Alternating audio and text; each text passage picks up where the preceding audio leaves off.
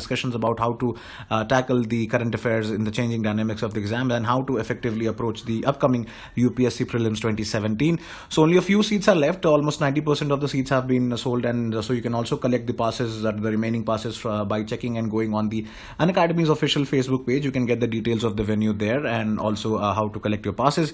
And do rate, review and recommend these courses. And this is the daily summary news analysis of the Hindu in less than 10 minutes for today, that is 19th of December 2016, presented to you by me, Dipanshu Singh. You can also follow me on Unacademy on this link to get updates on my courses, on my videos.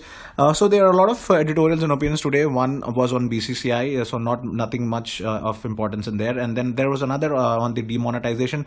So we have already covered a similar article where it was a comparison between the NDA government and the UPA government. So basically today's article has been written by a Congress supporter. So you can compare that article with the previous one which we covered, and if you want me, I'll cover that in detail in some other time. But otherwise, nothing much in that article. However, the lead article for today is very important, and this is one of its kind of an article where you cannot even think of how to write notes, because each and every line of this article is so important. So I thought I should underline each and every point and explain it to you, and so you can make your notes accordingly, because each and every line of this article can be used in exams, and can be used in multiple ways in different answers for your exams. So basically the essence of this article is that due to rising incompetency of our parliamentarians, the washout of our parliament sessions, and the faith of the people in parliamentary democracy is kind of eroding right now. So this is the essence of the article, because there not many bills were passed. In fact, no work. For the first time after many years, the parliament sat, and very low percentage of work was done in these two previous sessions of the parliament.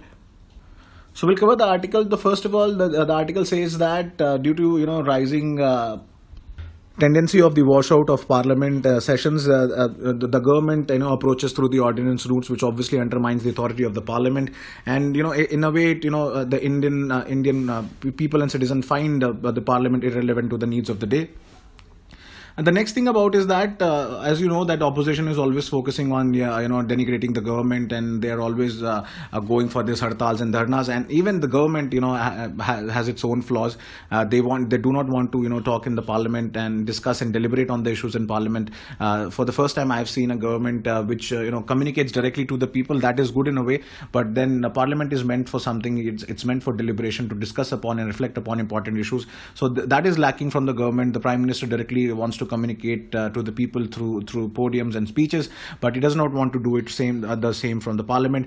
And what actually the Jawaharlal Nehru termed the majesty of the parliament is actually being systematically desecrated and denigrated every day. So it in a way, it also subverts the democratic process of our country. And the important issue is that the irony and paradox of the situation is that people even after this much have not lost the faith in democracy, because they think that this is the only form of government which gives them equal rights and access to equal rights and their individual rights as well. And voters exercise certain freedom of choice and power while electing their representatives. And even this confidence in India's democracy and demography was shown during the time of Motilal Nehru's committee report in 1928, which favored adult suffrage for both men and women. And in the same year, England women got the right to vote. And because basically the purpose of the recommendations was that even though there was high literacy in India, but political participation is something which can only be gained through experience. So for that, it's necessary that the public participates in this process, because basically and importantly, politics is too important an activity to be left to professional politicians. So the role of citizens is very important in that, and the same was deliberated in Constituent Assembly as well. And this was also reiterated by an 18th century philosopher and thinker, Jean-Jacques Rousseau. And if you look at about the thing about direct democracy, it can hardly be practiced in complex society. So this is basically a comparison between complex and market-based society, because in market-oriented societies, people do not have the time and energy to participate in political process. So that is why they delegate their tasks to their political representatives. So why therefore the role of political representatives becomes very important, and so therefore it is their duty to ensure that the opinions of the public and their demands are satisfied and in the parliament by enacting suitable laws and policies, and they should also assist in production of appropriate policies, and as well at the same time being accountable for their actions. So the other thing is that in India there's also a rising role of civil society, and a lot of NGOs and different organizations are there which look into the interest of people. But what makes political representatives give an advantage over others is that there are three conditions. One, they already represent a territory of a delimited constituency. The second is that the political representatives are obviously they can be held accountable for their constituency, and the third and most important thing is that they acquire a certain degree of legitimacy which cannot be given to obviously the NGOs and other organizations, because the fact of the matter is that they have been elected directly by the people through an election. And obviously representative democracy is not perfect. It has its own flaws, but then it is the only form of democracy which actually gives the power to people to get a direct relationship between the citizens and the state, and basically gives power to our representatives to do what they're supposed to do in parliament, that is deliberate and discuss ideas and implement and form policies for the betterment of the people and the nation as a whole.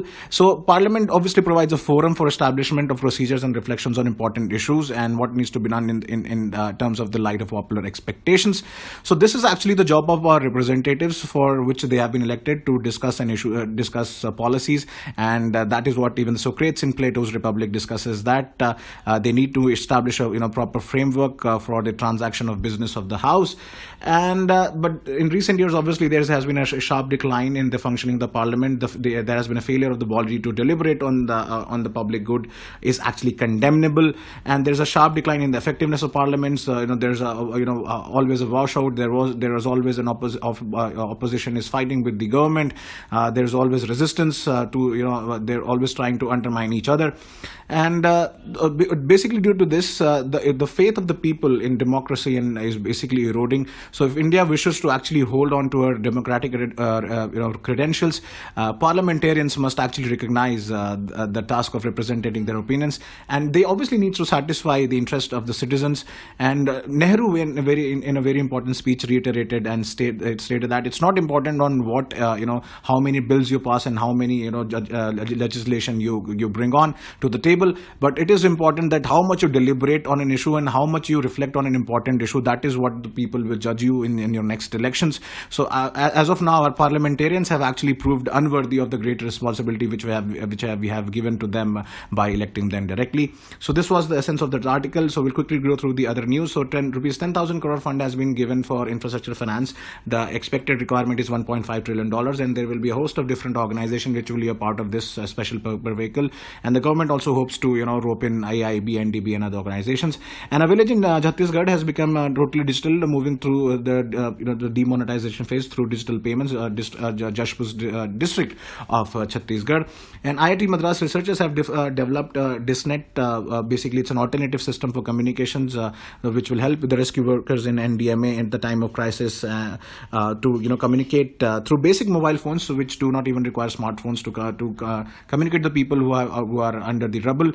And the Supreme Court, setting aside and mentioning about an order of the Armed Forces Tribunal that do not allow permanent commission for women in Air Force, that they need to give wings to women and allow them permanent commission in Air Force as well.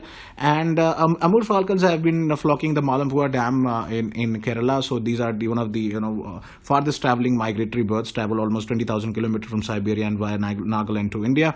And there will be a center is planning to set up a tribunal to educate issues of the interstate water dispute. So there will be a dispute resolution committee before handling disputes prior to the tribunal, and there will be temporary benches as well, which will be dissolved after the resolving of the dispute as well. And the British Library will digitize a certain 4,000 Bengali books as a part of UK India Year of Culture Plans of 2017.